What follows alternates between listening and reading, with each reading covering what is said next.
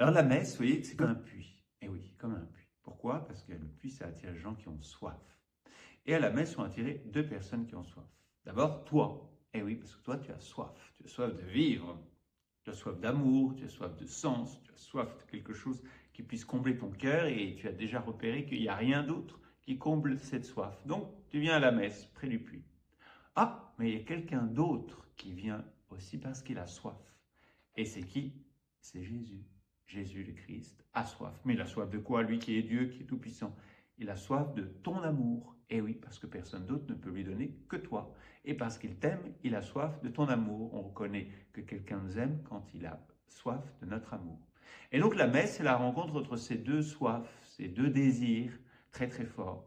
Le soif de l'amour du Christ pour toi, il est considérable. Il est tellement fort qu'il est obligé de le cacher un peu. Et il l'a crié sur la croix. Et il a besoin pas n'importe quel amour. Il a besoin que tu poses des actes, parce que les actes, c'est comme ce qui contient de l'amour, qui doit contenir de l'amour. Des actes qui contiennent de l'amour, mais de l'amour surnaturel. Parce que si c'est juste quelques petits mouvements affectifs plus ou moins intéressés, c'est pas ce qui va pouvoir combler le cœur de Jésus. Donc il a besoin de ton amour surnaturel et cet amour surnaturel, tu peux lui donner, lui envoyer qu'à travers des actes intérieurs, des pensées et des actes extérieurs, les deux à la fois. Donc voilà, c'est ça l'évangile de la Samaritaine. Et le Seigneur, en fait, cherche donc des personnes qui l'adorent en esprit et vérité. C'est ça l'évangile. Le Seigneur veut nous apprendre à adorer Dieu en esprit et vérité. En esprit, pourquoi? Parce que justement, avec l'amour surnaturel, puisque l'esprit, c'est ce feu d'amour surnaturel qui nous est donné. L'amour de Dieu a été répandu dans nos cœurs par l'Esprit Saint qui nous fut donné, Romains 5,5. Et en vérité, parce que le modèle du vrai amour, de l'amour surnaturel, c'est le Christ, toute la vie du Christ, qui est résumée justement dans la messe, qui est une offrande d'amour vers le Père. Et donc le Christ nous apprend dans la messe, justement, à aimer en vérité un amour surnaturel. Et les deux ensemble, ça nous permet effectivement de faire monter vers Dieu un amour surnaturel qui vient rejoindre son cœur et sa soif de notre amour.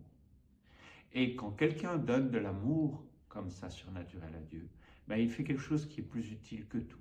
Et là, une personne qui est en EHPAD, que d'après ce monde ne sert à rien et qu'on lui fait trop sentir, mais en fait peut accomplir quelque chose qui est plus utile que tous les gens, les touristes qui se promènent dans ce monde. Elle va donner, en donnant de l'amour surnaturel par des petites choses de rien du tout, des petits actes, qu'importe la taille de l'acte, ce qui compte, c'est l'amour qu'il y a dedans, l'amour surnaturel qu'il y a dedans. Et cet amour-là soulève le monde, cet amour-là rend heureux, cet amour-là libère ceux qui sont pris par le mal. Voilà, et cet amour surnaturel, c'est ça que nous devons donner à Dieu. Parce qu'on aurait beau donner tous nos biens aux pauvres, on aurait beau sacrifier notre vie, s'il n'y a pas d'amour surnaturel, cela ne sert à rien. Première lettre aux Corinthiens, chapitre 13. C'est un passage qu'on connaît bien par les mariages. Donc, voilà l'enjeu. Et comment avoir cet amour surnaturel?